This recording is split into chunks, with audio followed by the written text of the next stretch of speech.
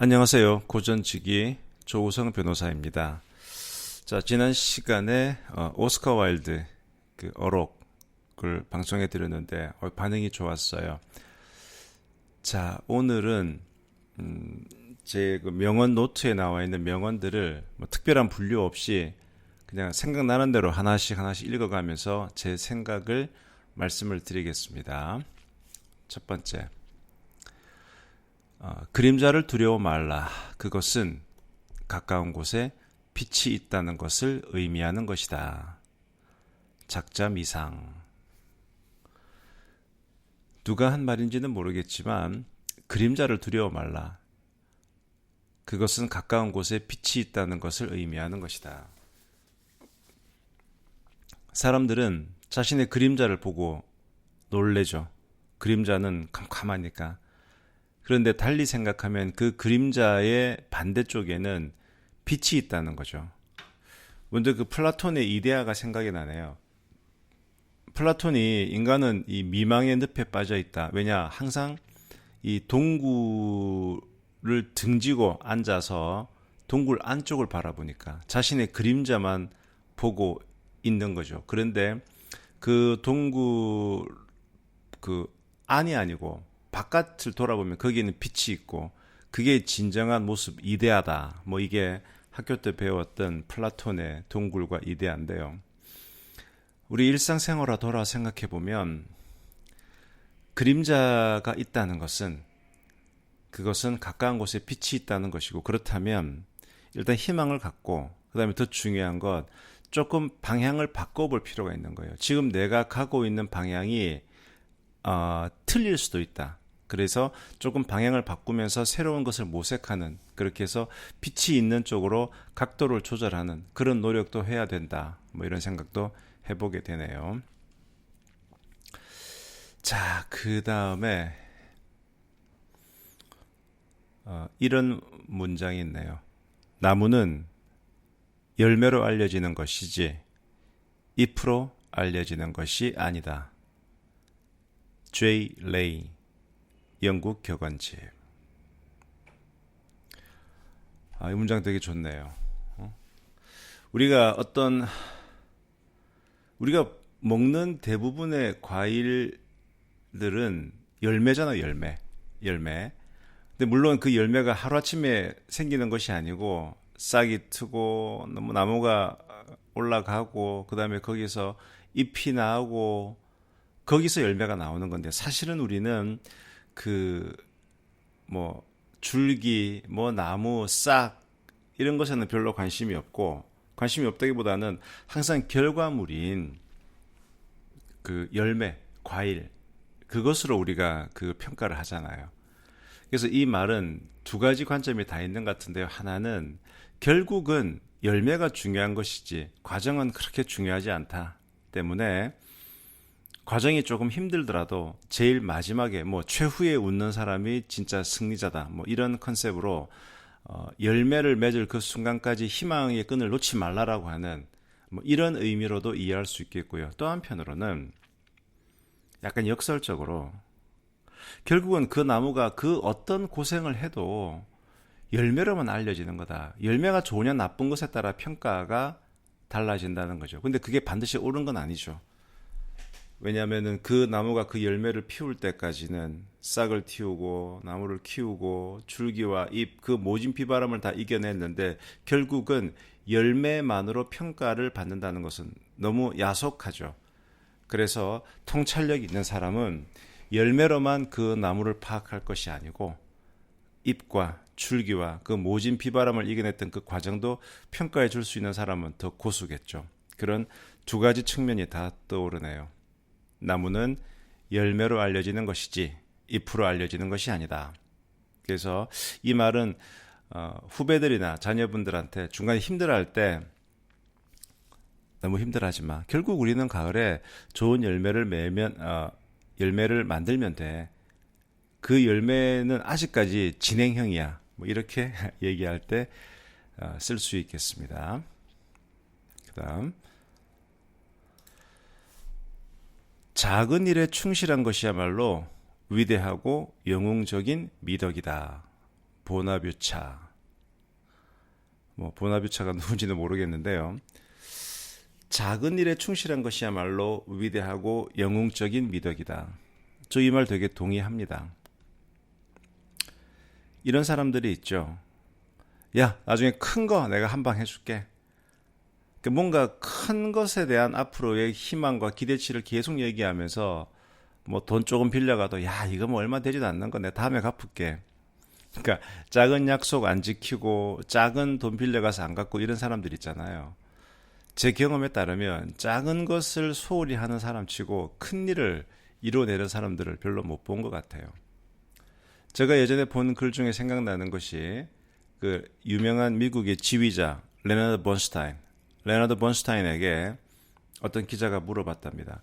그 사람은 오케스트라 지휘자니까 수많은 곡을 연주하면서 오케스트라의 연주자들과 일을 했잖아요. 자, 번스타인 당신이 볼 때 말입니다. 오케스트라 여러 악기 중에 어느 악기 연주자가 제일 힘들 것 같아요? 어려울 것 같아요? 라고 물어봤어요. 그랬더니 의외의 답을 하는 겁니다. 세컨드 바이올린요. 자, 이게 무슨 말이냐? 우리가 보통 이 어렵다라고 하면 기교적으로 어렵다. 그럼 당연히 기교적으로 어려운 파트를 연주하는 사람들은 있죠. 바이올린이라면 first 바이올린, 제일 무대 왼쪽에 쭉 있는 first 바이올린이나 또는 화려한 음색을 내는 뭐 트럼펫 이런 사람들은 한 3명 정도가 있는데 보통 독주를 많이 담당하고 틀리면 금방 티가 나잖아요. 뭐 이런 식으로 화려한 독주자 내는 독주 파트, 멜로디 파트를 연주하는 그런 쪽이 아무래도 더 어렵지 않을까라고 생각했는데 번스타인은 세컨드 바이올린이 가장 어렵다고 생각합니다. 세컨드 바이올린은 뭐냐 그러면 보통 바이올린이 퍼스트 바이올린, 세컨드 바이올린, 서드 바이올린이 있어요. 오케스트라 편성해 보면. 그럼 퍼스트 바이올린은 그 멜로디를 담당하죠. 그런데 이 세컨드 바이올린과 서드 바이올린은 그 멜로디를 받치기 위한 반주 부분을 담당해요. 쿵쾅 쿵쾅. 그러니까 그 바이올린을 연주를 하면서 멜로디를 연주하면서도 멜로디가 아주 단순하면서도 리듬을 위주로 하는 그런 걸 연주를 하기 때문에 오케스트라 할 때 보면은 퍼스트 바이올린은 막 활을 열심히 막 키고 있는데 세컨드 바이올린은 이게 점점 되게 느리게 연주를 하는 거예요. 그러면서 번스타인이 하는 말이 세컨드 바이올린은 하는 일이 화려하지도 않고 단순하고 또 어렵지도 않아요. 그 난이도 자체가. 그렇기 때문에 자기 일에 소신을 가지고 계속 매진하기가 참 어렵다. 그럼에도 불구하고 그 세컨드 바이올린이 없으면 전체적인 음악의 균형은 달성되지 못하는 거죠. 그래서 그 세컨드 바이올린이나 서드 바이올린을 열심히 하기가 참 어렵더라라는 그 얘기를 제가 어느 책에서 본 일이 있는데, 야, 그 맞는 말인 것 같아요. 뭐 아주 오래된 얘기인데 예전에 그 무릎팍 도사가 한창 유행할 때 그 박진영 씨가 나와서 JYP 요즘 뭐 워낙 YG가 논란의 중심에 서다 보니 오히려 그 박진영 씨가 돋보이는 그런 면이 있잖아요. 그 박진영 씨가 이제 그 당시에 제일 JYP에서 잘 나가던 아티스트가 B였죠. 정재훈 B. 그래서 B에 대한 얘기를 하면서 그러더라고요. B가 얼마나 연습을 열심히 하는지, 얼마나 지독한 친구인지라고 얘기를 하면서 이 친구는 포장마차를 하더라도 아마 성공했을 것이다. 그 얘기를 하던데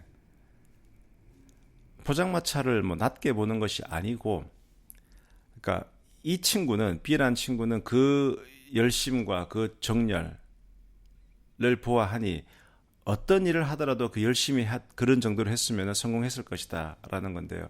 회사에서 봐도 마찬가지입니다. 윗사람들이 아랫사람들에게 뭐 여러 가지 일을 시켜요. 근데 그 일에는 되게 폼나는 멋진 일도 있고 사소한 일도 있어요. 그런데 폼나는 일이 아니고 사소한 일이라고 해서 이렇게 하찮게 생각하고 대략하는 나는 멋진 일만 잘할 거야. 이런 직원들도 있죠. 근데 그런 직원들은 결코 좋은 평가를 못 받습니다. 작은 일을 제대로 해낼 수 있는 사람이 큰 일을 해내는 거죠. 이것은 우리 인생살이도 마찬가지입니다. 그래, 내가 언젠가 인생에 큰 홈런을 한 방 날릴 수가 있겠죠. 하지만 그 홈런이라고 하는 것도 끊임없는 삼진과 또 이런 그 타격 연습 속에서 길러지는 것이지 어느 날 갑자기 홈런이 만들어지는 게 아니거든요.